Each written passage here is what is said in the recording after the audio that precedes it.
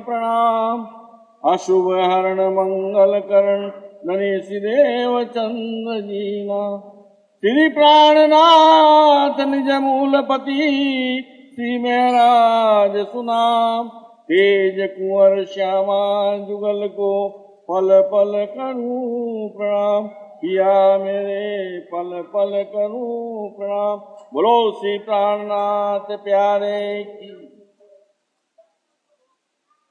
श्री महामत रूहों हक सो हुआ बहस इशक वास्ते। सो इशक बिना क्यों बैठिए बीच हक अर्श के। बीच हक अर्श के। सूरत हक इशक के मगज का बेशक। हाय हाय क्यों न सुनो रूहे अर्श की।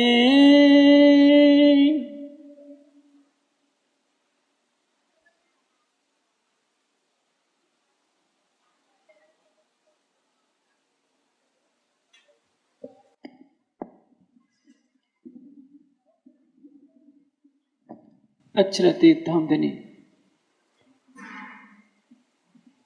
महामती जी के धाम हृदय से खिलवत की इस वाणी में अपने इश्क का मक्ष यानी गुह्य रहस्य उजागर कर रहे हैं। इस प्रकरण के प्रथम चरण में कहा गया है, हाय हाय क्यों न सुनो रूहें अर्श की। हाय हाय शब्द का प्रयोग क्यों किया गया है? जब मन खिन्न होता है, ऐसे अक्षरातीत का मन कभी खिन्न नहीं होता, लेकिन उस भावना में कहा जाता है जब किसी को कीमती हीरा दिया जा रहा हो और वो कांच समझकर मुंह फेर लेता है कि मुझे कांच के टुकड़े की कोई आवश्यकता नहीं है, उस समय ये शब्द बोला जाएगा, हाय हाय तुम्हारी मति को क्या कहें। परमधाम की ब्रह्म सृष्टियों को बताया जा रहा है कि राज्य के इश्क का गुज रहस्य क्या है, जिसके निरूपण के लिए रब्द हुआ। बहस का तात्पर्य अपनी बात को जोर से कहना बहस कहलाती है। रब्द का तात्पर्य झगड़ा नहीं। झगड़ा कालमय के ब्रह्मांड में होता है। झगड़ा उस समय होता है जब अपने स्वार्थ की सिद्धि के लिए दूसरे के हक को छीनने का प्रयास किया जाता है, तो वहां विवाद की स्थिति पैदा होती है। परमधाम में तो कोई ऐसा है ही नहीं। परमधाम में सभी अपने को एक दूसरे से अनंत गुना चाहते हैं, इसलिए स्वयं को दूसरे पर लुटाने की जो प्रवृत्ति है उसके लिए दावा है कि हम आपको स्वयं से अनंत गुना चाहते हैं। राज्य का यही कहना है, श्यामा जी और सखियों का यही कहना है, हम अपने को नहीं चाहते, आपको चाहते हैं। इससे स्वाभाविक है कि रब्द होगा। इसलिए दायां हो तो विवाद। विवाद शब्द अवश्य है, लेकिन ये विवाद स्वार्थ वाला विवाद नहीं है, बल्कि प्रेम का विवाद है। और प्रेम का विवाद बहुत ही मीठा होता है। परमधाम की कोई भी लीला कड़वी नहीं हो सकती, उसमें कुछ न कुछ मिठास भरा होता है। पहली बात, खिलवत की शुरुआत होती है रब्द से। आपके मन में संशय होगा कि आखिर खिलवत ऐसी कौन सी बला है जिसके लिए हाय हाय शब्द का प्रयोग करना पड़ा। खिलवत को मूलतः कह देते हैं वो लीला स्थान जहां आशिक और मासूक के सिवा किसी अन्य का अस्तित्व न हो। बाह्य रूप से हम देखेंगे पूरा परम धाम खिलवत है। राज्य का दिल खिलवत है क्योंकि उनके दिल में श्यामा जी बसी हुई है। श्यामा जी का दिल खिलवत है क्योंकि श्यामा जी के दिल में राज्य बसे होते हैं। पूरा परम धाम खिलवत है क्योंकि परम धाम में एक अक्षरातीत के सिवा अन्य कोई नहीं। अक्षरातीत का ये दिल ही अपनी अंग रूपा सखियों श्यामा जी और पशु पक्षियों और 25 पक्षियों के साथ क्रीड़ा कर रहा है। बातिनी रूप से और गहराई में जाएं तो इस माया के खेल में जो हमारा ये सपने का तन है, इस सपने के भी दिल में इन सुपन देह माफक हके दिल में किया प्रवेश। अक्षरातीत जब हमारे धाम हृदय में विराजमान होते हैं तो हमारा ये आत्मा का दिल भी खिलवत है। पूरा परम धाम खिलवत, श्यामा जी का दिल खिलवत, राज्य का दिल खिलवत, सखियों का यानी परात्मा का दिल खिलवत और हमारी आत्मा का दिल भी खिलवत है। कैसे? वाणी कहती है, अर्स दिल मोमिन कया जित हके धरे कदम, तो इत जुदागी कहाँ रही जहां हके आए मुतलक। हमारी आत्मा माया के स्वप्नवत संसार को देख रही है। जीव के दिल के पर्दे पर बैठकर जीव के सुख दुख की लीला को देख रही है। वाणी का प्रकाश उसको इधर से हटा देता है। जब वो प्रेम का रस पान करके अपने मूल तन को देखती है, युगल स्वरूप की छवि को निहारती है, तो युगल स्वरूप की छवि के बसते ही उसको ये नहीं लगता कि राज्य मेरे से कहीं दूर है। जब तक राज्य का आभास नहीं होता है तब तक वो संसार को देख रही होती है और मानती है कि हद का विस्तार तो दुनिया में कोई बता नहीं सका, बेहद का विस्तार ईश्वरी सृष्टि नहीं बता सकी, परम धाम भी अनंत है, तो मैं परम धाम के बारे में कैसे जान सकती हूँ। इसलिए वो एक ऐसी दुनिया में खोई रहती है जिसमें ये कहा जाता है कि परमात्मा को पाया नहीं जा सकता, परमात्मा को किसी ने आज तक देखा नहीं, सुना नहीं। लेकिन जब धनी के चरण कमल पड़ जाते हैं तो उसको लगता है कि सारा परम धाम तो मेरे दिल में है। इत जुदागी कहाँ रही जहां हके आए मुतलक। आगे की वाणी कहती है, ए होई न बिना निस्बतियां इत ही हुई वहदत। निस्बत वहदत एके तो क्यों जुदी कहिए खिलवत। सब कुछ कह दिया इन दो चौपाइयों में। इत जुदागी कहाँ रही जहां हके आए मतलब, जब आपने संसार से पीठ मोड़ ली, अपनी दृष्टि संसार से हटा ली, अपने दिल में धनी के चरण कमलों को बसा लिया, तो आप में और धनी में पल भर का भी जुदाई का भाव नहीं रहा। और ये कहाँ होगा? निस्बत के बिना नहीं होगा। सदगुरु धनी श्री देवीचंद जी ने एक बाल काटने वाले को परम धाम का ज्ञान सुनाना चाहा। कहा कि तुम पैसा ले लो, मैं तुमको परम धाम का वर्णन सुनाता हूँ। मानिक पहाड़ का थोड़ा सा वर्णन सुनाया था। उसने कह दिया कि मुझे ये गोपड़े नहीं सुनने हैं कि एक एक हवेली के अंदर 12-12 हजार मंदिर, एक एक मंदिर के अंदर 12-12 हजार कुठरियाँ, एक एक कोठरी के अंदर 12-12 हजार अलमारियाँ, एक एक अलमारी के अंदर 12-12 हजार खाने। ये पैसा अपना वापस रखो और मैं तो चला, मुझे अपना काम धंधा करने दो। इसलिए कह दिया, खिलवत की बात कौन सुनेगा? हाय हाय क्यों न सुनो रूह अर्ज की।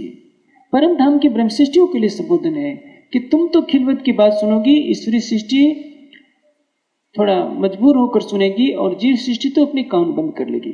जब ये कहा जाए हमारा दिल ही वहदत की भूमिका है, हमारा दिल ही खिलवत की भूमिका है, क्योंकि हमारे दिल का संबंध निस्बत से है। रात्रि को चर्चा का ये विषय था कि जहां निस्बत है वहां के रोम रोम से, वहां के कण कण से केवल तू की आवाज आती है, केवल अक्षरदेव। हमारी आत्मा का ये जो दिल है परात्म के दिल का हुबहू प्रतिबिंब है। अर्स्तन दिल में ए दिल, दिल अंदर पट कुछ ना है। परात्म के दिल से हमारी आत्मा का दिल जुड़ा हुआ है, हुबहू उसका ही रूप है। परात्म के दिल में जो कुछ है वो आत्मा के दिल में स्वाभाविक रूप से प्रतिबिंबित है। आवश्यकता ये होती है कि हमारी आत्मा जो जीव के दिल रूपी पर्दे पर संसार की लीला को देख रही है, उस दर से नजर हटा ले और अपनी आत्मा के धाम हृदय में देखने लगे, तो जो उसको परम धाम में दिख रहा था सब कुछ उसको अपनी आत्मा के धाम हृदय में दिखाई देने लगेगा। जिस इश्क के सागर की वो कल्पना करती है, वो रोती है, बिलखती है कि राज्य मुझे अपना इश्क दो ताकि मैं आपसे मिलूं। उस इश्क के सागर को अपने दिल में पाएगी, क्योंकि इश्क का सागर स्वयं दिल में आ बसा है। वहदत की मार्फत को अपने दिल में पालेगी, क्योंकि निस्बत से ही वहदत है, निस्बत से ही खिलवत है। खिलवत का तात्पर्य अपने धाम हृदय में ही उसको सब कुछ नजर आने लगेगा। युगल स्वरूप मेरे दिल में बसते हैं और वो अपने रूह के नयनों से देखा करेगी, रूह की जुबान से उनसे बातें किया करेगी और रूह के कानों से उनकी प्रेम भरी बातों को सुना करेगी। उसको लगेगा कि मेरा परम धाम कहीं दूर नहीं है। ये जरूर है, हद के ब्रह्मांड से परे बेहद है, बेहद के ब्रह्मांड से परे परम धाम है, लेकिन उसका अनंत परम धाम अपनी आत्मा के धाम हृदय में अनंत रूप से दिखाई देगा। और आत्मा का स्वरूप क्या है, जिसको कोई भी सूक्ष्मदर्शी देख नहीं सकती, इतना सूक्ष्म है। हमारा मन भी उतना सूक्ष्म नहीं है, लेकिन सूक्ष्मता में भी अनंत समाया हुआ है। ये सृष्टि का सबसे बड़ा रहस्य है। दुनिया में 7 आश्चर्यजनक चीजें हैं, वो कुछ भी आश्चर्यजनक चीजें नहीं है। एफिल टावर है फ्रांस पेरिस का, भारत का ताजमहल है, चीन की दीवार है, ऐसी ऐसी कई चीजें हैं। ये रोम का जो पानी में तैरता हुआ उद्यान है, और अमेरिका की एक मूर्ति है जो बहुत आश्चर्यजनक है। ऐसी ऐसी 7 चीजें हैं जो मनुष्य ने बनाई है। अक्षर की सबसे बड़ी आश्चर्यजनक रचना नारायण की रचना क्या है? असंख्यों सूरज चांद सितारे देखिए आकाश में तेजी से भ्रमण कर रहे हैं। उनको सहारा देने के लिए केवल आकर्षण शक्ति है। हम एक छत को दीवार पर टिकाते हैं तो कितने मजबूत थंबे बनाने पड़ते हैं, बीम बनानी पड़ती है। लेकिन हमारी पृथ्वी, इससे 13 लाख गुना बड़ा सूर्य और सूर्य से भी बड़े बड़े तारे आकाश में किस तरह से गति कर रहे हैं, ये नारायण की रचना है। और ये सब अक्षर के स्वप्न के मन से सब कुछ होता जा रहा है। अक्षरातीत का सबसे बड़ा आश्चर्यजनक कार्य अपने अनंत परम धाम के साथ हमारी आत्मा के धाम हृदय में बैठे हुए हैं और हमको नजर नहीं आ रहे हैं। कहते हैं इंतहाई नहीं अर्श भूम का, सब चीजों नहीं शुमार। परम धाम की कोई सीमा नहीं है, और अनंत परम धाम को हमारे हृदय में ऐसे बसा दिया है, ऐसा हृदय जिसको कोई भी आज तक देख नहीं पाता है सिवाय योगियों के। हमारा मन कितना है बड़ा है कुछ पता नहीं। पश्चिमी दुनिया में विज्ञान की पहुंच बहुत ऊंची हो चुकी है, लेकिन पश्चिमी विज्ञान व्यक्त को तो बता सकता है, लेकिन जो अव्यक्त है, अव्यक्त का तात्पर्य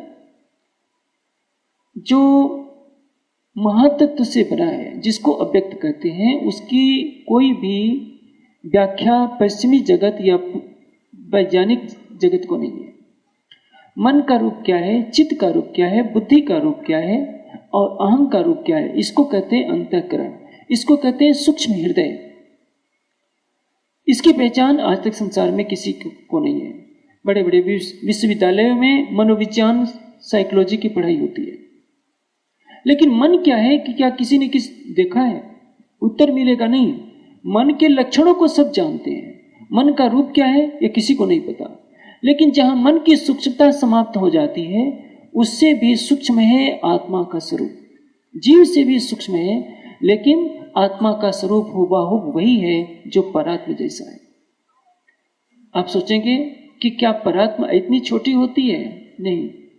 जैसे ये इतना बड़ा हाल है, इतने बड़े हाल में चारों तरफ हवा फैली हुई है, लेकिन हवा का आकार क्या है? सूक्ष्म। क्या हवा को सूक्ष्मदर्शी से देखा जा सकता है? उत्तर मिलेगा नहीं। उसी तरह से जब हमारा शरीर मृत होता है, हमारे अंदर से सूक्ष्म शरीर बाहर निकलता है। सूक्ष्म शरीर को जो दिव्य दृष्टा होते हैं, अपनी दिव्य शक्ति से देख लेते हैं, उसके भी हाथ पांव होते हैं, लेकिन उसका कोई फोटो नहीं खींच सकता। उसी तरह से हमारी आत्मा भी परात्मा का श्रृंगार सजकर विराजमान है। हमारी आत्मा के धाम हृदय में जो परात्मा का प्रतिबिंब है, युगल स्वरूप भी नक्शे सिख तक विराजमान है। जब हमारी नजर उधर जाती है तो लगता है कि हमारी खिलवत तो यहाँ पर है। अब प्रश्न ये होता है कि यदि हमारे दिल में वहदत है, हमारे दिल में खिलवत है, तो हम इतना झूठ बोलते हैं, हमारी अंदर राग द्वेष है क्यों? इसका कारण स्पष्ट है। जीव की लीला अलग होती है, आत्मा की लीला अलग होती है। जिस पृथ्वी पर एवरेस्ट जैसी चोटी है, जहां उत्तर भारत, उत्तर ध्रुव और दक्षिण ध्रुव में जहां सालों भर बर्फ जमी रहती है, उस पृथ्वी के अंदर का तापक्रम इतना ज्यादा है कि सूर्य के मध्य का भी तापक्रम इतना अधिक नहीं है। कितनी विचित्र घटना है। पृथ्वी के सतह पर बर्फ के पहाड़ हैं और पृथ्वी के अंदर दहकता हुआ सूरज है। दोनों लीलाएं एक साथ हो रही है। हमारे जीव के साथ काम, क्रोध, मद, लोभ, अहंकार का ज्वालामुखी है, तो हमारी आत्मा के साथ परम धाम की वहदत, खिलवत, निस्बत का सागर भी क्रीड़ा कर रहा है। अब हमारी दृष्टि पर निर्भर करता है कि हम जीव की लीला को देखें या आत्मा की लीला के ऐश्वर्य को देखें। जब हम जीव की तरफ नजर करते हैं तो सत्व रज तम के बंधन में बंधा हुआ ये जीव वासनाओं से लाखों सालों से जुड़ा हुआ है। न जाने इसने कितने तनों को बदला, कितने सुखों की चिंगारी में अपने को डुबोना चाहा, लेकिन पश्चाताप के आंसुओं के सिवा इस बेचारे को कुछ नहीं मिला। परम धाम का ज्ञान उसको विवेक देता है कि रे मन, तो इनके पीछे पीछे कब तक भटकता रहेगा। इधर को देखना बंद कर और देख, अक्षरातीत तेरे लिए परम धाम की वाणी लेकर के आए हैं। अब वो जीव विरह में तड़पने लगता है, विरह के आंसुओं से अपने को निर्मल करता है, तृष्णाओं के ढेर को विरह की अग्नि से जलाकर राख कर देता है। जब उसके हृदय में प्रेम का रस प्रवाहित होने लगता है, आत्मा को निज घर की याद आने लगती है, और तब वो प्रेम का रस लेकर अपने धाम हृदय में युगल स्वरूप को देख लेती है। युगल स्वरूप की तरफ नजर पड़ते ही उसकी आत्मा का धनी के साथ अटूट प्रेम का संबंध जुड़ता है और यहां से खिलवत की भूमिका शुरू हो जाती है। जो भी सुंदर साथ है, सबका दिल अर्श अवश्य है, लेकिन जैसे मैंने पहले भी कहा है, हीरा कितना भी कीमती हो, उसके ऊपर मिट्टी की मोटी परत चढ़ा दी जाए और उसको हम ज्वेलरी के पास ले जाएं, तो ज्वेलरी स्वाभाविक रूप से मिट्टी समझकर फेंक देगा, अपने हाथ से छुएगा भी नहीं। उसी तरह से हमारी आत्मा भले ही अक्षरातीत की अंग रूपा परात का प्रतिबिंब क्यों न है, जब तक हमारे जीव ने माया के विकारों को छोड़ा नहीं और हमारी आत्मा जब तक जीव की लीला को देखती रहेगी, अपने निज लीला को नहीं देखेगी, तब तक स्वाभाविक है उस तन से गुनाह होते रहेंगे। इसलिए क़यामत तमा में कहा है, पहले था मैं बेहरुल हैवान। बेहरुल हैवान का तात्पर्य क्या है? पशुवृत्त का था। ये कथन औरंगजेब की तरफ से कहा जा रहा है। हम सुंदर साथ भी तारतम लेने से पहले हो सकता है अभक्ष खाते हों, अभक्ष पीते हों, हमारे मन में विकृतियां भी हो सकती हैं, लेकिन जब हमारे अंदर विवेक जागृत होता है तो माया की दुनिया को ठोकर मार देते हैं और अपने धाम हृदय में अपने प्रीतम को खोजना शुरू कर देते हैं। जब उसकी तरफ नजर पड़ती है तो संसार हमेशा के लिए भूल जाता है। जब तक संसार की तरफ नजर नहीं जाती, तब तक हमको अपने दिल में परम धाम के सिवा कुछ नहीं आता। जिसने इस मंजिल को प्राप्त कर लिया है, उसका दिल यहीं पर वहदत की, यहीं पर निस्बत की और यहीं पर खिलवत की रसधारा का सेवन करता रहता है। लेकिन जिनके भाग्य में ये स्तर प्राप्त होना नहीं होता है, जो अपने दिल में धनी की शोभा को बसाकर ये लक्ष्य प्राप्त नहीं कर पाते, उनको लगता है कि मैं तो काम, क्रोध, मद, लोभ, अहंकार की भट्टी में जल रहा हूँ, भला मेरे लिए ये कैसे संभव है।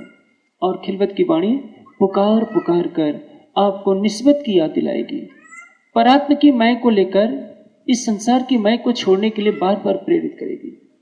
मैं बिन मैं मरे नहीं, मैं को मारना मैं, यानी परात्म की मैं से हम संसार की मैं को मार दें और जीव के ऊपर नजर डालना बंद कर दें। ये जीव तो प्रारंभ से ही माया के विकारों से फंसा हुआ है। जैसे जैसे समय बीतता जाता है, इसकी कालिक बढ़ती जाती है।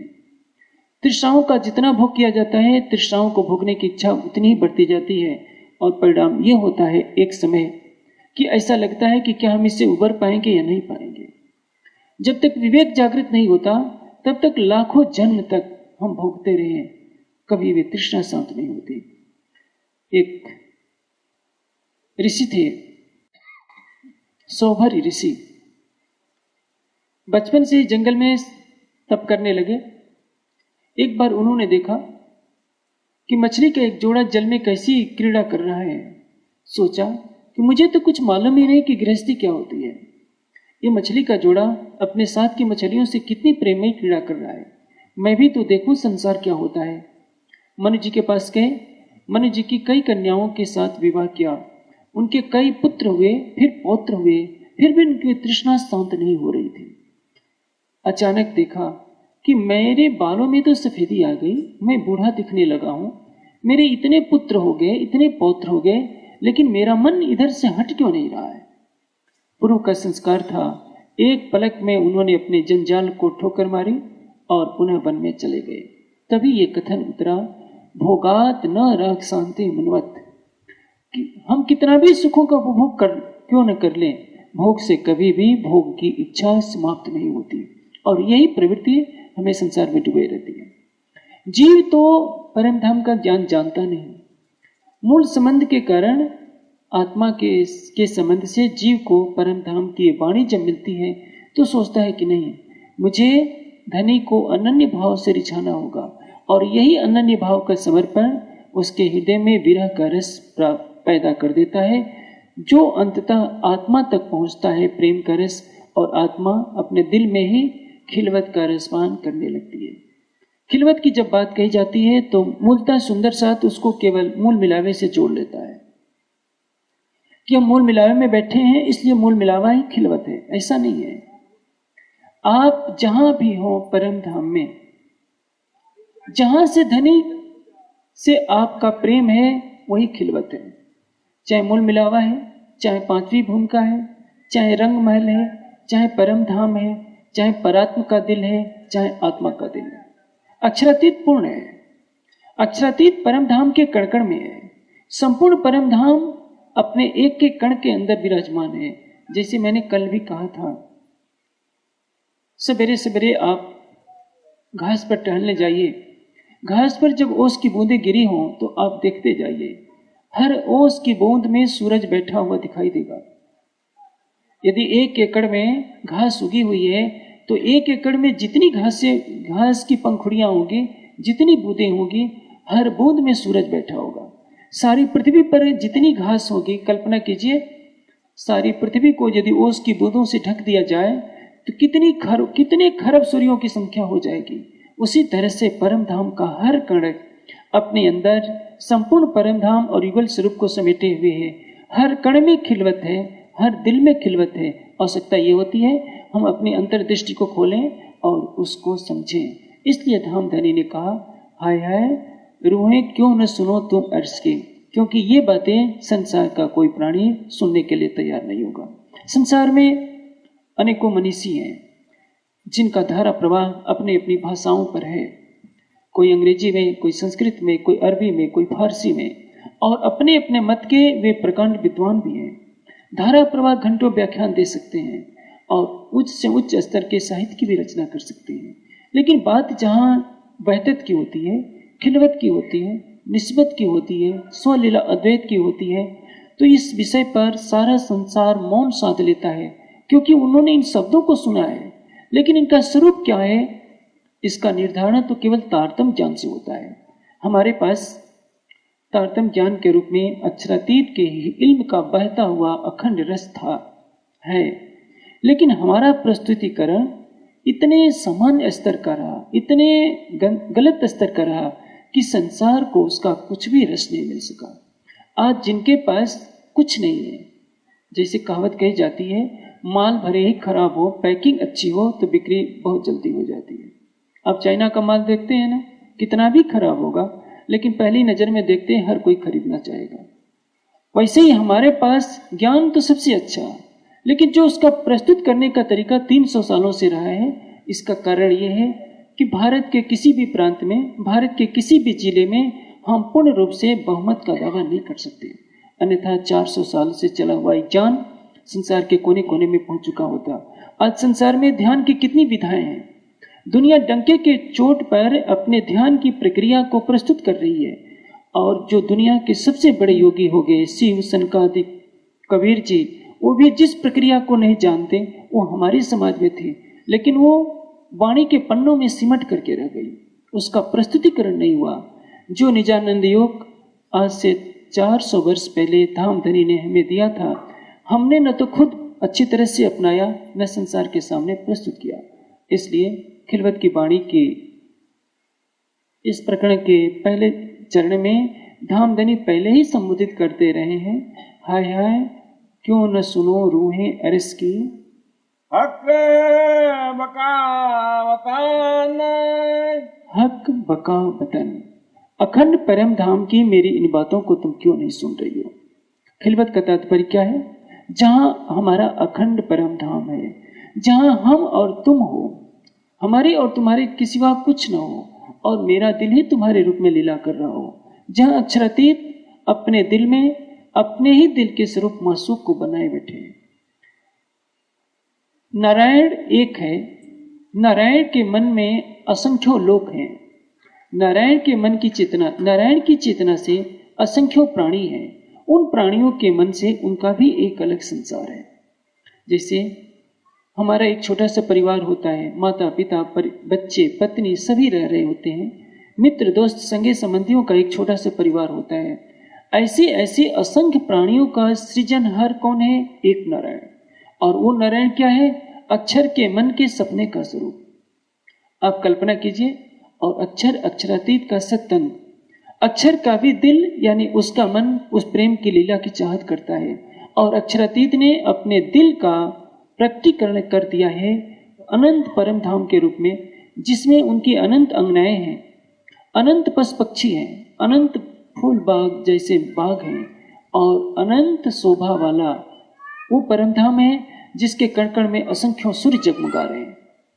जब हम अपने छोटे मन से कल्पना करते हैं तो लगता है कि कैसा होगा वो परम धाम। एक छोटी सी भूमिका हम बना लेते हैं जहां करोड़ों सूरज चमक रहे होंगे, जहां राज्य का सुंदर स्वरूप दिख रहा होगा, जहां नूरी परम धाम के 25 पक्ष जगमगा रहे होंगे। ऐसी भावना के साथ हम परम धाम की चितवनी की भूमिका तैयार भर करते हैं। लेकिन यदि वास्तव में देखना है तो इधर से नजर हटा दीजिए, आपके दिल में ही सारा परम धाम चमकना शुरू हो जाएगा। रूह अल्लाह ने जाहिर किया। महामती जी की आत्म कहती हैं, ये अलौकिक ज्ञान किसने जाहिर किया है? श्यामा जी ने। श्यामा जी परम धाम से तारतम ज्ञान लेकर आई। महामती जी के धाम हृदय में युगल स्वरूप विराजमान होते हैं। परम धाम की वाणी का अवतरण शुरू होता है। इसलिए कहा है, ए इलम ले रूह अल्लाह आया, खोल मैंने इमाम कलाया। इंद्रावती जी की आत्म कह रही है कि ये वाणी क्या है? ये रसना श्यामा जी की पिलावत रस रब का। महामती जी ने कहीं नहीं कहा कि मेरी वाणी है, मैं कह रही हूं।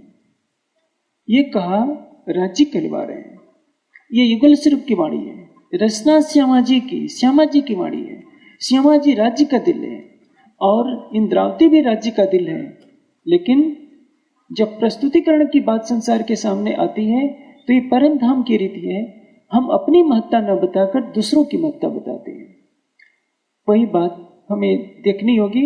इंद्रावती जी की आत्म कह रही है कि परम धाम के अलौकिक रस को लेकर श्यामा जी आई हैं।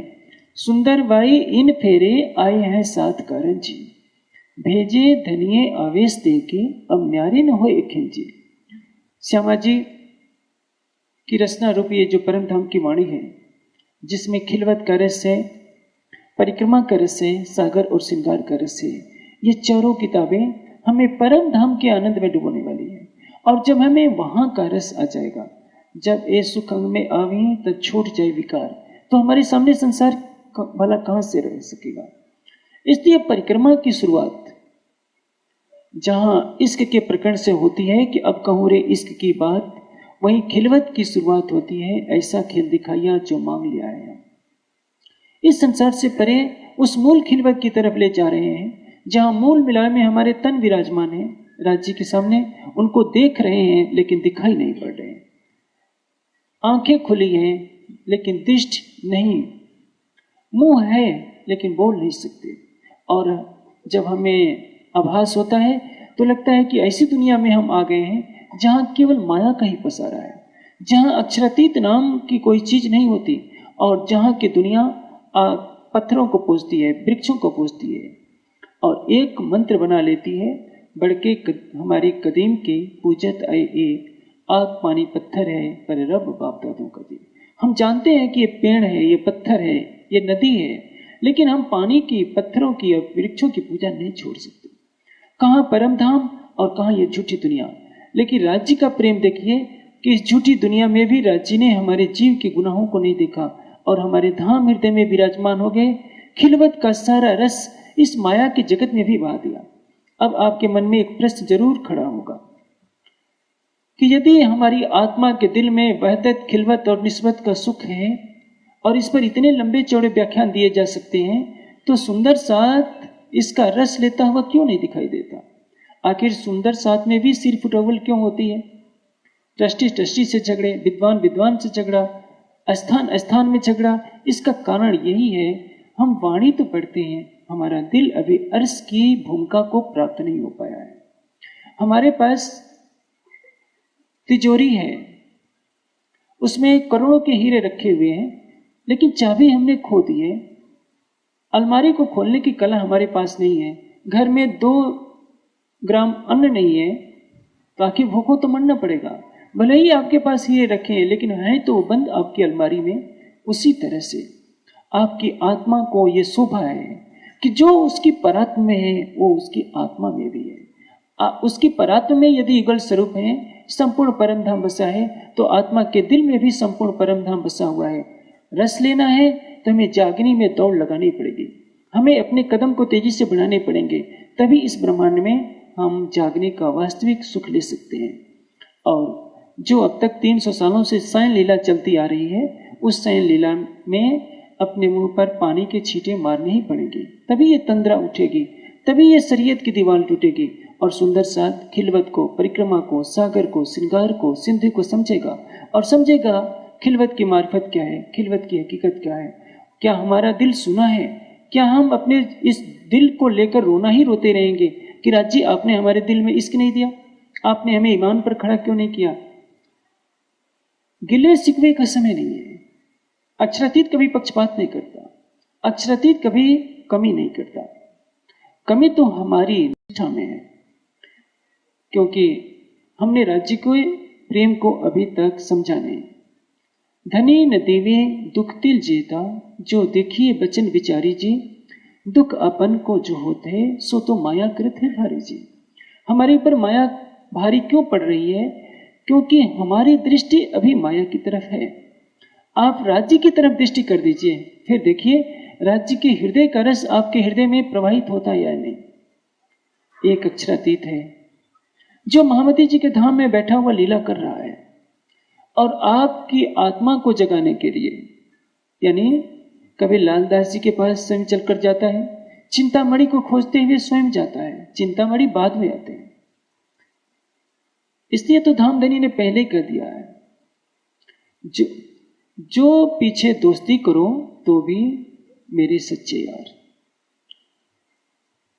धामधनी का स्पष्ट कथन है, मैं दोस्त रखता हूं मैं। और इसी संदर्भ में बात कही जाती है, रूहों रे मेरे, मैं रे तुम्हारा आशिक।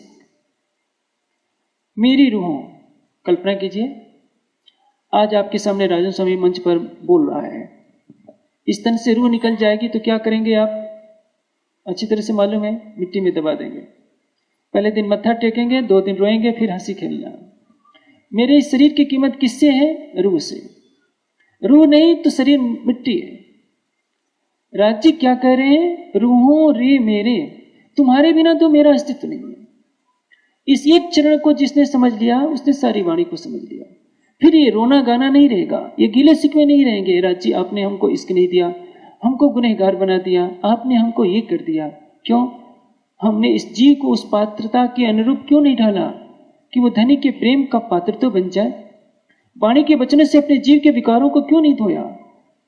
हमने इस जीव को उस प्रेम के पुनीत मार्ग पर क्यों नहीं चलने दिया? विरह के आंसुओं से इसके विकार धुल जाते, फिर देखते राज्य हमारे दिल में क्यों नहीं आते। रूहों रे मेरे, मैं रे तुम्हारा आशिक। हमारे पैर में कीचड़ लग जाता है, तुरंत धो लेते हैं। शरीर को आराम देने के लिए तो सब कुछ है। जो तन रूहों के दिखाई दे रहे हैं, उनमें कौन बैठा है? स्वयं अक्षरातीत बैठा। और सबके लिए संबोधन है कि ये जो तन दिखाई दे रहे हैं, इनको मैं रिझा रहा हूं, इनका आशिक मैं हूं, इन तनों से प्रेम मैं करता हूं, और इनके बिना मेरा भी अस्तित्व नहीं है। सीता का अपहरण हो जाता है और मर्यादा पुरुषोत्तम राम अपनी सारी मर्यादा को भुला देते हैं। बन बन पूछते हैं, हे खग मृग, हे मधुकर सेनी, तुम देखी सीता मृग नैनी। जब मर्यादा पुरुषोत्तम राम सीता के लिए इतने व्याकुल हो सकते हैं, आप कल्पना कीजिए अक्षरातीत का हमारे ऊपर कितना प्रेम होगा। जिस दिन हम उनके प्रेम को समझ जाएंगे, हम कभी भी राज्य से गिले शिकवे का कच्चा चिट्ठा नहीं खोलेंगे कि राज्य आपके रहते हमें इतना दुख देखना पड़ा है।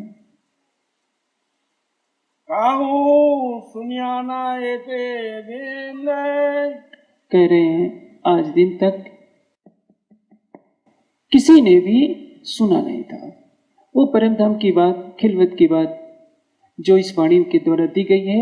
आज दिन तक सृष्टि में कोई नहीं हुआ जिसने खिलवत के बारे में कुछ सुना हो। खिलवत शब्द चल रहा था दुनिया में। खिलवत शब्द प्राय बादशाहों के उस हरम को कहते हैं जिसमें बादशाह अपनी बेगमों के साथ रहा करता है, या चक्रवर्ती सम्राट अपने रंग महल में, अपने अंतःपुर में अपनी महारानियों के साथ प्रेममयी क्रीड़ा करता है। दुनिया को यह पता नहीं था कि आत्मा और परमात्मा की क्रीड़ा स्थली भी है। दुनिया तो यह भी नहीं जानती कि सच्चिदानंद परमात्मा की लीला क्या है। परमात्मा है, दुनिया इतना जानती है। उसकी महिमा जानती है कि वह सर्वशक्तिमान है, सकल गुण निधान है, सृष्टि करता है, पापियों को दंड देता है, भक्तों की रक्षा करता है और अंतोगत्वा मुक्ति का सुख देता है। अब आगे प्रश्न किया जाए कि वो कहां पर है, उत्तर नहीं मिलेगा। उत्तर मिलेगा सारी सृष्टि के कण-कण में। पूछा जाए कि सारी सृष्टि के कण-कण में जब व्यापक है तो क्या करता रहता है, देखता रहता है। उसकी दृष्टि के सामने करोड़ों पशु काटे जा रहे होते हैं। उसकी दृष्टि के सामने असहाय अबलाओं की इज्जत लूटी जाती है। उसके सामने असंख्य लोगों पर अत्याचार होता है और वो असहाय बना हुआ क्यों देख रहा होता है। जिसकी इच्छा मात्र से करोड़ों लोग एक पल में बनते हैं और लय को प्राप्त हो जाते हैं, अपने सामने ही वो पाप का दरिया बहता हुआ देखता है, मौन क्यों बना रहता है। आखिर वो लीला क्या करता है। यदि वो आनंद का सागर है तो उसकी आनंदमयी लीला कैसी होगी। इन प्रश्नों का जवाब किसी भी सृष्टि के प्राणी के पास नहीं है। चारों वेदों के विद्वान हो, 6 दर्शनों के विद्वान हो, कुरान बाइबल के विद्वान हो, जैन बौद्ध या अन्य दर्शन ग्रंथों के विद्वान हो, तारतम्य ज्ञान के बिना इन प्रश्नों का समाधान किसी के पास यथार्थ रूप से नहीं है। लेकिन सबसे बड़ी बदनसीब तो हम हैं कि हमारे पास ऐसा खजाना दिया गया था, लेकिन जैसा फैलाना चाहिए था उसको हमने फैलाया नहीं, और हमें भी जिस तरह से आत्मसात करना चाहिए था उस तरह से नहीं किया। इसलिए धामधनी ये बातें कह रहे हैं। ये फरामोशी क्यों दी गई है। फरामोशी में ही हमको परम धाम की लज्जत आनी है। एक ऐसी चींटी हो जिसने केवल मीठे पहाड़ पर रहकर मिठास का सुख लिया है, और एक ऐसी चींटी हो जिसने खारे पहाड़ पर रहकर खारेपन का अनुभव किया है। मीठे पहाड़ पर रस चूसने वाली चींटी कहती है कि मेरे मीठे जैसा तो कुछ नहीं। खारे पहाड़ पर रहने वाली चींटी कहेगी खारे पदार्थ से तो अच्छा कुछ है ही नहीं, मीठा तो कुछ होता ही नहीं है। लेकिन जब दोनों को एक दूसरे के स्वाद का पता चल जाएगा तब वास्तविकता का एहसास होगा कि रस तो क्रियाशील है। अनादिकाल से परमधाम में लीला करने पर भी किसी को राज्य के दिल में डूबने का सौभाग्य प्राप्त नहीं हुआ था। आपको बताया जाता है 5वीं भूमिका में शयन की लीला होती है। प्रश्न ये है, जब राज्य ही सो जाएंगे तो परमधाम क्या कहलाएगा। दुनिया के किसी ग्रंथ में नहीं लिखा है कि परमात्मा सोता है। परमात्मा उठता है, परमात्मा स्नान करता है, परमात्मा भोजन करता है, परमात्मा टहलने जाता है, ऐसा कहीं नहीं लिखा। ये लीला रूप में क्यों दर्शाया गया। हमारी मानवीय बुद्धि सो जाए। 5वीं भूमिका की शयन लीला का तात्पर्य क्या होता है। सोते समय हम बेसुध हो जाते हैं, हम कहाँ हैं कुछ पता नहीं। कोई व्यक्ति सो रहा हो और उसके सामने जाकर आप उसकी महिमा में प्रवचन दे जाइए 2 घंटे का, वो अपनी आंखें नहीं खोलेगा। सवेरे जाइए, पूछिए कि मैंने कि आपकी इतने विशेषणों से महिमा गाई थी, अब तो कुछ बोले ही नहीं। आपका उत्तर होगा मैं क्या करता, मैं सो रहा था, जब मैं जग रहा था तब आपको बोलना चाहिए था। शयन लीला का तात्पर्य क्या है। आशिक ने मासूक को देखा, मासूक ने आशिक को देखा और दोनों ही अपने को भुला दिए। मासूक के सामने आशिक नजर आ रहा है। अब जो मासूक था वो आशिक बन गया, आशिक के सामने मासूक नजर आ रहा है। राज्य सखियों के प्रेम में इतने डूब जाते हैं कि उन्हें सखियों के सिवा कुछ दिखाई नहीं देता। सखियां राज्य के प्रेम में इतनी डूब जाती हैं कि उन्हें राज्य के सिवा कुछ नहीं दिखाई देता। राज्य समझते हैं सखियों को केवल तू है, सखियां समझती हैं राज्य को केवल तू है। दो, एक तरफ प्रत्यक्ष राज्य और दूसरी तरफ सखियों के तन में राज्य, एक और वो राज्य भी प्रकट हुए हैं उन्हीं के दिल से निकलकर। मैंने पहले ही कहा है, परम धाम के कण कण में राज्य हैं, तभी तो धर्म ग्रंथों ने कहा था सर्वम खल इदम ब्रह्म। और ये लीला जब होती है तो क्या कहेंगे दुनिया की भाषा में, शयन लीला होती है। प्रश्न ये होता है, शयन की जो मंदिर है उसको प्रवाल रंग से क्यों कहा गया है? रंग पर वाली पिया जी को मंदिर हम गाते हैं, प्रवाल रंग लाल का होता है, गुलाबी आवाले। प्रेम का रंग भी प्रवाल के रंग जैसा होता है, प्रेम के रंग को गुलाबी रंग से प्रकाशित किया जाता है। संतों ने इस तथ्य को दर्शाया है, लाली मेरे लाल के जित देखूं तित लाल, लाले देखन मैं गई हो गए लाले लाल। लाल का मतलब वो दुकानदार के यहाँ बिकने वाला लाल रंग नहीं, प्रेम की लाली। जो उस प्रेम की लाली की तरफ एक बार नजर कर लेगा वो प्रेम के रंग में रंग जाएगा, फिर इसको ये काला संसार नजर नहीं आएगा। काला संसार क्यों?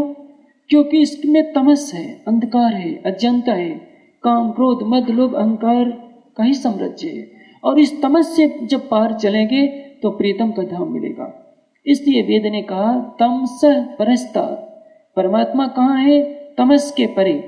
जब तमस के परे जाओगे तो स्वलीला अद्वैत का वो धाम मिलेगा, जहाँ के कण कण में प्रेम है, कण कण में आनंद है, कण कण में वहदत है, कण कण में खिलवत है, और कण कण में ही अक्षरातीत का युगल स्वरूप क्रीड़ा करते हुए नजर आएगा। जब तक हमारी दृष्टि इधर पड़ी हुई है, शरीर से जुड़ी है, संसार से जुड़ी है, अपनी आत्मा के धाम हृदय में प्रवेश नहीं कर पा रही है, तब तक हमको ये तमस का जगत दिखाई दे रहा है। और जब इससे परे हो जाएंगे, पिंड ब्रह्मांड से परे होते ही हमें अपना निज धाम यहीं पर अनुभूत होने लगेगा। इसको कहते हैं जागृति। और जिस मारिफत की अवस्था में राज्य पांचवी भूमिका में अपनी अंगनाओं को डुबो देते हैं, उसमें अपनी सुध नहीं रहती। मासूक तुम्हारी अंगना, तुम अंगना के मासूक, ए हुक्मे इलम दृढ़ किया, रूह अजो क्यों न हो टूक टूक। मासूक तुम्हारी अंगना, राज्य आप मेरे आशिक हो और मैं आपकी मासूक हूं। पांचवी भूमिका में आप मुझे अपलक नेत्रों से देखते हो, तुम अंगना की मासूक और मैं आपको अपने अपलक नेत्रों से देखती हूँ। आपकी आशिक मैं, मेरे आशिक तुम। होता क्या है, बाद में मैं भी आशिक बन जाती हूँ, मैं भी मासूक बन जाती हूँ और आप भी मासूक बन जाते हैं। मैं भी आशिक बन जाती हूँ और आप भी आशिक बन जाते हैं। दोनों एक स्वरूप हो जाते हैं। दोनों को पता रहता है कि केवल मेरे सामने वाला है, मैं नहीं। ऐसा नहीं कि केवल सखियां ही भूलती हैं, राज्य भी खुद को भुला देते हैं। तभी तो कहते हैं मासूक तुम्हारी अंगना, तुम अंगना के मासूक, ए हुक्मे इलम दृढ़ किया, रूह अजू न हो क्यों टूक टूक। इस तरह का स्वलीला अद्वैत का प्रेम संबंध है। लेकिन हमने अक्षरातीत को कैसे खुश करना चाहा है, रात को मैंने अच्छी तरह से कह दिया है। आप जानते हैं, राज्य को रिझाना है, अपना दिल देना पड़ेगा। न नारियल से खुश होगा, न मिठाई के पैकेट से खुश होगा, न सोने के कलश से खुश होगा, और न कीमती बागों से खुश होगा। वो जब खुश होगा तो केवल प्रेम चाहिए। लाओ प्यार करो दीदार, उसका दरवाजा हमेशा खुला हुआ है। और ऐसा दरवाजा जिसमें किसी तरह का बंधन नहीं है। ताला द्वार न कुंजी खोलना, समझाए दवी सबो अब कोई ताला नहीं रह गया है। कोई ये नहीं कह सकता कि दरवाजा है, चाबी लाओ उसको खोलेंगे तब हम धाम में प्रवेश करेंगे। हक नजीक से हिरक से, वो हमारे प्राण की नली से भी निकट है। और ऐसे अक्षरातीत को भी यदि हम इस जागने की लीला में कहते हैं कि राज्य हमसे दूर हैं, तो इसका तात्पर्य ये है हमने अभी राज्य को नहीं समझा, अपनी वाणी को अच्छी तरह से नहीं समझा। तो वास्ते हाथी के ये फरामोशी की लीला क्यों दिखाई है? हंसी के लिए। परम धाम में जिसने जब चाहा धनी का दीदार कर लिया। काल माया के ब्रह्मांड में हम कहते हैं पता नहीं राज्य हमारी सुनेगी कि नहीं। ये बात सच होती है। जब कोई जागृत आत्मा किसी के लिए शुभकामना करती है तो फलीभूत अवश्य होती है। तहकीक अर्ज पहुंचे थे जो भेजिए पाक दिल। लेकिन इतना विश्वास तो आप भी रखिए कि हमारे अंदर भी धनी की आत्मा है। यदि सच्चे हृदय से हम भी पुकार करेंगे तो हमारी पुकार हमारी आत्मा के धाम हृदय में बैठे हुए अक्षरातीत अवश्य सुनेंगे। लेकिन वो तो केवल पुकार करने के लिए प्रेरित कर रहे हैं। हम अपने शरीर की संसार की उपलब्धियों को प्राप्त करने में अपने जीवन का अनमोल समय गंवा देते हैं। हमें ये नहीं मालूम है कि जागनी ब्रह्मांड का एक एक पल हमारे लिए कितना महत्वपूर्ण है। यदि हम अपनी ऊर्जा को नकारात्मक तथ्यों में व्यय करते हैं, यदि हम अपनी ऊर्जा को विवादों में व्यय करते हैं, यदि हम सृजनात्मक कोई कार्य नहीं कर सकते, यदि हम अपनी आत्मा को जागने के शिखर पर चढ़ाने के लिए प्रयत्नशील नहीं है, तो कहीं ना कहीं हम आत्महनन का मार्ग अपना रहे हैं। और इसका परिणाम क्या होगा? पश्चाताप के आंसुओं से अपने शरीर को नहला देना। और सच में जिसने इस जागने के ब्रह्मांड के एक एक पल का सदुपयोग कर लिया, धाम तंत्री के दृष्टि में इतवी धन धन हो जाएगा। और उतवी धन धन जो एक शेर सूत काटने की बात कही गई है, वो 1.25 शेर नहीं 2.5 शेर सूत काट करके वो आत्मा दिखा देगी। लेकिन तब होगा जब हम निस्बत को समझें, निस्बत के कर्तव्य को समझें, निस्बत के अधिकार को भी समझें और निस्बत के लक्ष्य को भी समझना है। 4 चीजें याद रखिए: निस्बत का स्वरूप, निस्बत का कर्तव्य, निस्बत का अधिकार और निस्बत का लक्ष्य। यदि चारों पर हमने अमल कर लिया तो राज्य हमारे प्रेम के पिंजरे में अवश्य बंद हो जाएंगे। हाय हाय घाव न लागी। महामती जी की आत्मा कह रही है कि कैसा ये पत्थर दिल जीव है। हमारे हृदय सूने हो चुके हैं, इसलिए इन सूने हृदयों में प्रेम की मेरी वाणी ठहर नहीं पा रही है। तभी तो व्यथा के क्षणों में कहा है, इन धनी के बाण मुझको ना लगे, इन धनी के बाण मुझको ना लगे। क्यों? अभी खिलवत की चर्चा हो रही है, रात्रि को सागर की चर्चा हुई थी, शाम को श्रृंगार की चर्चा हुई थी। हम सुंदर साथ कुछ दिनों के बाद ये सब भुला देंगे। जो याद रखेगा वो बाजी मार ले जाएगा। खिलवत की वाणी का हम पाठ कर रहे हैं, सागर श्रृंगार की वाणी का भी पाठ कर रहे हैं। अभी मैंने कहा रूहों रे मेरे, इन 2 शब्दों को याद कर लीजिए। रूहों रे मेरे, मेरी रूहों। यदि आपने रूह की व्याख्या समझ ली कि राज्य हमको रूह शब्द से ही संबोधित क्यों कर रहे हैं। रूह के बिना, आत्मा के बिना जिस तरह से शरीर का अस्तित्व नहीं होता, हमारे बिना भी राज्य का अस्तित्व नहीं है। राज्य के बिना तो हम हैं ही नहीं। हमने राज्य को प्राणनाथ कहा तो राज्य भी हमको प्राणनाथ कहते हैं। प्रीतम मेरे प्राण के अंगना आत्म नूर। हम उनको प्राणों का प्रीतम कहते हैं तो वो भी कहते हैं कि तुम भी तो मेरे प्राणों के प्रीतम हैं। जब मोमिनों को पाती लिखते हैं तब भी कहते हैं मेरे प्राण के प्रीतम। और इंद्रावती की वासना तुम्हें कोट बार प्रणाम करती है। जीव के जीवन इन शब्दों के साथ संबोधित करते हैं। जिस क्षण हमें ये एहसास हो जाएगा राज्य के प्रेम का, उस क्षण ये संसार की नश्वरता हमें स्वाभाविक रूप से मालूम हो जाएगी। लेकिन हम सुनते हैं, आप सारे सुंदर साथ यहाँ बातें सुन रहे हैं, लेकिन क्या यदि मैं कहूँ आप सुंदर साथ से कि आप 24 घंटे में 4 घंटे राज्य के लिए दे सकते हैं, 99% सुंदर साथ का उत्तर आएगा नहीं, क्योंकि हमारे ऊपर काम का बोझ बहुत ज्यादा है। राज्य के प्रेम को हम सुनेंगे, लेकिन राज्य के प्रेम का उत्तर देने के लिए 2 घंटे 4 घंटे चितवने के लिए बहुत कम सुंदर साथ तैयार होंगे। क्योंकि कानों का एक रस होता है अच्छी बातों को सुनना, ये अच्छी बात है, लेकिन अच्छी बातों को सुनने से ज्यादा रस इसको निंदा सुनने में लगता है। ये तो सौभाग्य है कि इस माया नगरी में भी इतने सुंदर साथ खिलवत की वाणी की चर्चा सुन रहे हैं। और ये खिलवत की वाणी हमको इस संसार से परे ले जा रही है, जहाँ केवल हम हैं और हमारे धनी हैं। हम दिल में प्रवेश करें या परात्म के दिल में प्रवेश करें या उस नूरी परम धाम में प्रवेश करें, सब जगह हमें खिलवत का रस मिलेगा, वहदत का रस मिलेगा। सभी स्वरूपों में एक ही दिल क्रीड़ा कर रहा होगा। इसलिए धामधनी कह रहे हैं, सुन के शब्द इसके पहले का पढ़िए। हाय हाय घाव ना लागी। महामती जी की आत्मा कह रही हैं कि मेरे इन शब्दों को सुनने के बाद भी आपको चोट क्यों नहीं लग रही है। धामधनी ने पहले ही कह दिया था, हादी मीठे सुकन हक्के कैसी रोए रोए, तुम भी सुन सुन रोईसी पर होश में न आवे कोई। विपश्यना वाले निराकार को मानते हैं, वे आत्मा को भी नहीं मानते, परमात्मा तो दूर की बात है। सब कुछ शून्य शून्य मानते हैं, सब कुछ क्षणिक मानते हैं, और इस शून्य को पाने के लिए 10-10 घंटे ध्यान करते हैं।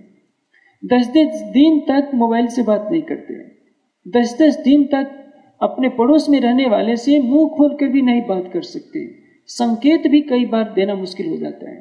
इनमें से कितने सुंदर साथ आप जितने बैठे हैं, उसका 10वां हिस्सा भी पालन करने के लिए तैयार हैं, क्योंकि हमारे ऊपर हंसी हो रही है कि जो परम धाम की आत्माएं एक पल भी मेरे से जुदा नहीं हो पाती थी, वो फरामोशी की दुनिया में गई हैं, तो कहती हैं कि हमारे पास समय नहीं है, क्योंकि फरामोशी की दुनिया जो है नहीं, उनके पीछे भाग रहे हैं।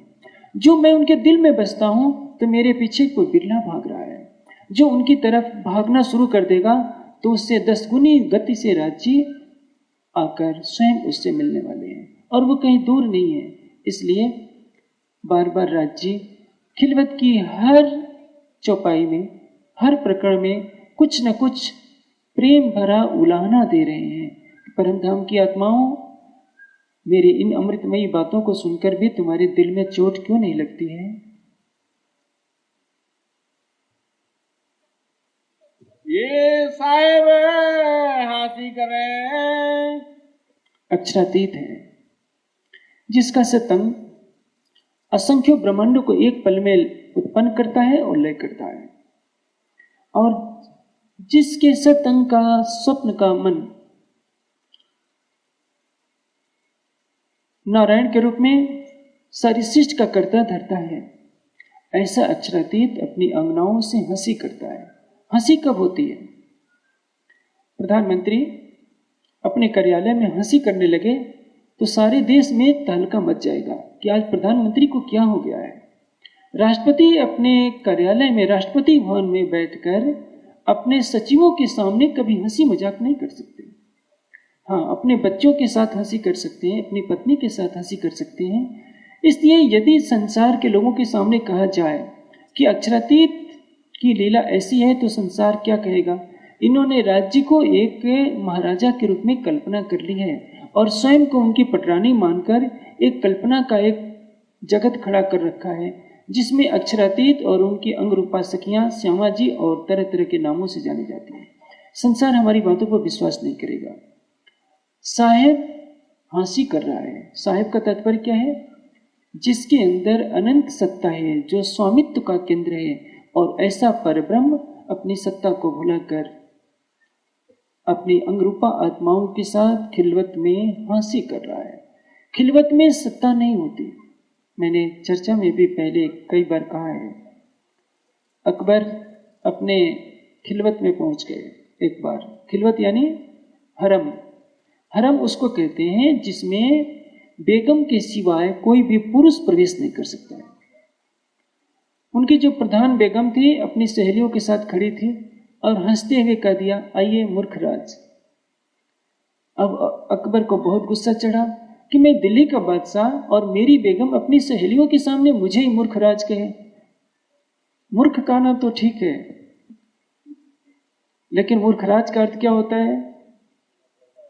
जिससे बड़ा मूर्ख संसार में कोई ना हो। दिल्ली का बादशाह जिसके सामने खड़े होने में बड़े बड़े राजाओं के प्राण सूखते हों, और उसको उसकी ही पत्नी मूर्खराज कहे, कैसे सहन कर सकता है? लेकिन वो करे क्या? फांसी पर चढ़ाता है तो भी बदनामी कि अकबर ने अपने ही बेगम को फांसी पर चढ़ा दिया। सहन हो नहीं रहा है क्योंकि वो अपने को बादशाह समझ रहा है। अपने मन की व्यथा किससे कही जाती है? जो नजदीकी होता है। बीरबल ने देखा, बीरबल ने पूछा कि हुजूर, आज आप इतने लाल पीले क्यों हो रहे हैं? आपका चेहरा ऐसा लाल भगो का दिखाई दे रहा है। अकबर कहता है, बीरबल मैं क्या बताऊं, मैं अभी चला गया था, मेरी बेगम अपनी सहेलियों के साथ टहल रही थी और उसने हंसते हुए मेरी हंसी उड़ा दी कि आइए मूर्खराज, मैं क्या करूं, मेरे से सहा नहीं जा रहा है। बीरबल कहता है, बादशाह, उसने जो कहा सही कहा, आप गलत समय पर गए थे। उसने तो आपको सिंहासन पर जब आप बैठे रहते हैं राजभवन में, जब आपका दरबार आम लगा होता है, सबके सामने तो आपको मूर्खराज कहा नहीं। वो खिलवत, वो जो हरम है उसका अपना अधिकार है, उसमें आपकी सत्ता नहीं चलेगी, उसमें आप उसके पति हैं, खावंद हैं। जब आप सिंहासन पर बैठे हो यहाँ पर, तब आप बादशाह हो। खिलवत खाने में जाओगे बादशाह बनकर तो आपकी वहाँ सत्ता चलने वाली नहीं है। इसलिए अक्षरातीत अपने अंगरूपा आत्माओं के साथ जिस प्रेम की लीला का रसपान कराते हैं, करते हैं, परम धाम की आत्माओं के लिए संबोधन है कि परम धाम की आत्माएं इस तमस के सागर में कितना डूबी रहेंगी। अर्थ की अरवाहों सो, और वो अक्षरातीत अपनी अंगरूपा आत्माओं से इस तरह की लीला करते हैं। हाय हाय विचार ना आवी, यदि हमें ऐसा लग जाए जैसे कोई व्यक्ति हमें बहुत प्रेम से बोला होता है, स्नेह के 2 शब्द बोला होता है, हम उसको जीवन भर याद रखते हैं कि उस व्यक्ति की प्रेम भरी बात के कारण मुझे उसके मिलने अवश्य जाना पड़ेगा, उनका स्नेह मुझे खींचे जा रहा है। अक्षरातीत हमसे कितना प्रेम करते हैं, हमारे साथ हंसी करते हैं, फिर भी हम उनके प्रेम को याद नहीं करते। माताओं को अपने बच्चों को गोद में बैठाकर दुलार करना बहुत अच्छा लगता है। एक बार भगवान श्री कृष्ण ने मथुरा में कहा था, उधो मोहि ब्रज विसरत नाही, मुझसे ब्रज भूला नहीं जा रहा है। प्रातःकाल यशोदा माता उठाकर मक्खन मुझे देती थी, मैं ग्वाल बालों के साथ खेलता था, गोपियों के साथ हंसी मजाक करता था, मैं ऐसे ब्रज को कैसे भूल सकता हूँ? क्योंकि यशोदा की मधुर दुलार को श्री कृष्ण भी भुला नहीं पा रहे हैं। उसी तरह से यदि हमें पता चल जाए कि राज्य कितने लाड से हमसे बोलते हैं, तो हम कभी भी उसको भुला नहीं सकेंगे। हम चौपाइयाँ पढ़ते जाते हैं, आगे बढ़ते जाते हैं, लेकिन ये नहीं सोचते कि इन शब्दों में कितना रहस्य छिपा हुआ है। ऐसी शक्ति हृदय में, हमारे हृदय इतने कठोर हो गए हैं। आप उन हिमालय के योगियों से पूछिए जो निराकार की प्राप्ति के लिए दिन रात एड़ी चोटी का पसीना बहा रहे हैं। हम सुंदर साथ 2 घंटे भी दे नहीं पा रहे हैं, 3 घंटा 4 घंटा तो बहुत दूर की बात है, क्योंकि सारे ब्रह्मांड का बोझ हमारे सिर पर है। हमारे बिना ब्रह्मांड नहीं चलेगा, हमारे बिना परिवार नहीं चलेगा। इसलिए बहाना मिल जाता है कि काम का बहुत बोझ है, जब काम कुछ हल्का होगा तो राज्य के लिए समय निकालेंगे। ये कब होता है? जब हमारा हृदय सख्त हो जाता है। ऐसी शक्ति हृदय में, हमारा हृदय कठोर है, इसलिए हमें राज्य का प्रेम अपने अंदर समाने में परेशानी हो रही है।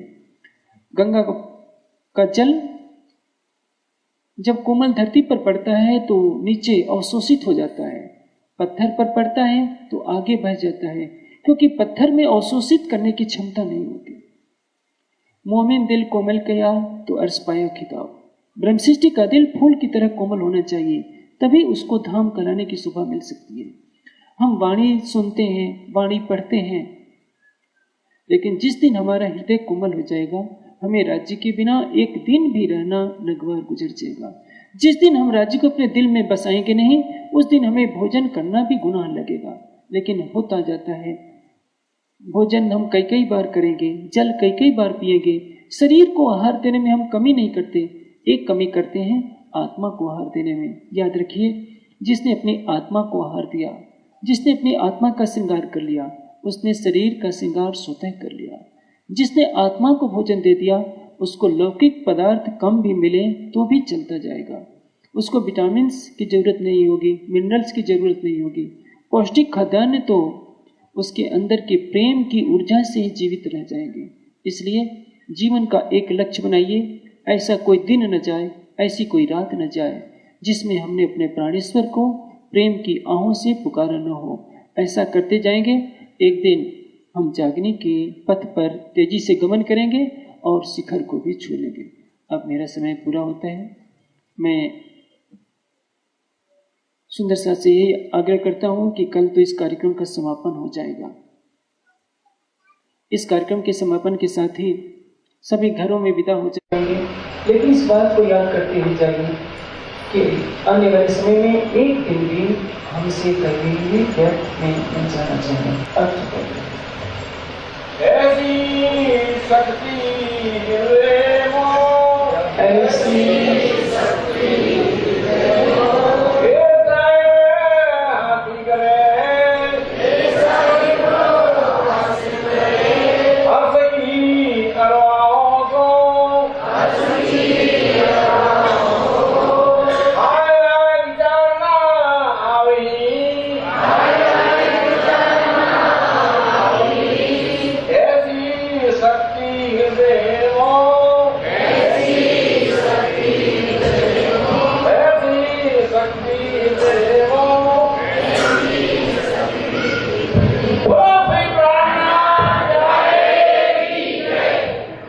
अधिक जानकारी के लिए देखें www.spjin.org।